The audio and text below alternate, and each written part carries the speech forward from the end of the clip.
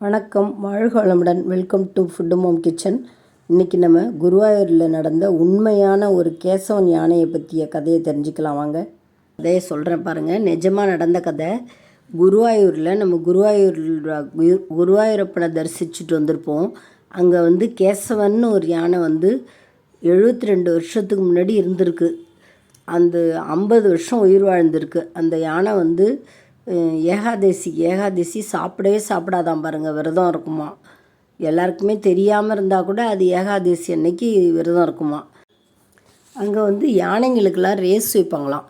அந்த ரேஸில் ஃபஸ்ட்டு எந்த யானை வருதோ அதுதான் குருவாயூரப்பனை சுமந்து ஊர்வலமாக எப்பயுமே இந்த கேசவன் யானை தான் ஃபஸ்ட்டு வருமா. அதனால் எப்பயும் குருவாயூரப்பனை அதுதான் ஊர்வலமாக சுமந்து வருமா.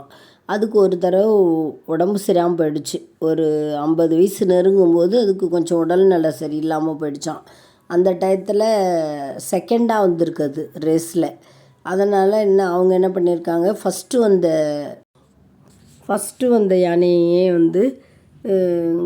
தூக்க வைக்கலாம் அப்படின்னு சொல்லிட்டு, சுமக்க வைக்கலாம்னு சொல்லிட்டு இந்த யானையை எடுத்துகிட்டு போய் ஒரு 35 கிலோமீட்டர் தூரத்தில் சங்கிலி போட்டு கட்டி போட்டு வச்சுட்டாங்களாம். ஆனால் அது அந்த சாமி புறப்பாடு டயத்தில் சங்கிலியை அறுத்துக்கிட்டு ஓடி குனிந்து குருவாயூரப்பனை தூக்கிறதுக்கு ரெடியாக நின்றுச்சான். உடனே அவங்க எல்லோரும் என்ன பண்ணியிருக்காங்க, சீட்டு எழுதி போட்டிருக்காங்க. சாமிக்கிட்ட உத்தரவு கேட்டிருக்காங்க. கேட்டால் அவர் கேசவன் உயிரோடு இருக்கிற வரைக்கும் எப்பயுமே குருவாயூரப்பனை இந்த கேசவன் தான் தூக்கிட்டு வரணும் அப்படின்னு சொல்லிட்டு அதில் உத்தரவு வந்துருச்சான். வந்தவுடனே சரின்னு சொல்லிவிட்டு அதே மாதிரியே நம்ம கேசவனையும் தூக்க சொல்லலாம் அப்படின்னு தூக்க விட்டுட்டாங்களாம். கேசவன் யானை தூக்கிட்டு தூக்க முடியாமல் தூக்கிக்கிட்டு அதுக்கு உடம்பு சரியில்லை, தள்ளாடி தூக்கிட்டு இறக்க வேண்டிய இடத்துல இறக்கிட்டு அது படுத்திருந்த இடத்துல போய் அப்படியே வணங்கி அப்படியே படுத்து இறந்துருச்சான். அதனால் கேசவன் ஞாபகமாக அங்கேயே அந்த யானையை புதைச்சிட்டு சமாதி கட்டிட்டு மேலே யானை சிலையும் வச்சு ஒரு 2 பெரிய தந்தமும் வச்சுருக்காங்களாம். நம்ம குருவாயூர் போனால் கண்டிப்பாக கேசவனையும் வணங்கிட்டு வரணுங்க. இந்த கேசவனோட பக்தியை பாராட்டி அங்கே குருவாயூரில் இதை மாதிரி பண்ணியிருக்காங்க. நம்ம போகும்போது குருவாயூரப்பனை மட்டும் வணங்காமல் கேசவனோட சமாதியும் பார்த்து வணங்கிட்டு வருவோம். இந்த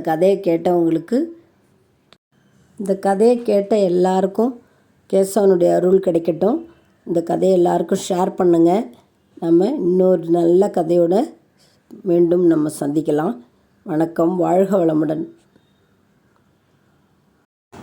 இந்த கதை உண்மையாக நடந்த கதைங்க. இந்த கதை எனக்கும் இவ்வளோ நாள் தெரியாது. இது நம்ம யோகாம்பாள் மாமி சொன்னாங்க. அதை கேட்டு தான் நான் உங்களோட ஷேர் பண்ணிக்கிறேன்.